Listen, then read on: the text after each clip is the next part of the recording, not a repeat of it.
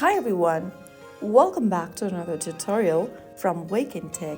Today in this video, we will be learning how to import an existing wallet into a Trust wallet.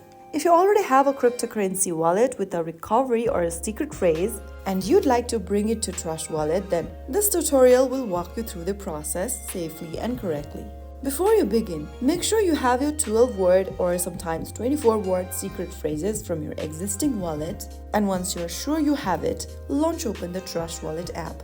From the first welcome page of Trust Wallet, look for I already have a wallet button and tap on it. Now it will ask you to create a passcode for your wallet. Go ahead and do that. Confirm the passcode by re-entering it again. And then on the next page, you can add an existing wallet using these popular options. Since we've previously backed up our secret recovery phrases, I'm gonna click on secret phrase option. You can also recover your existing wallet by private key, iCloud backup, key store, Swift, etc. Since the secret phrase option is easiest, I'm gonna choose that. Now on the next page, check all of these boxes and click continue and select the network.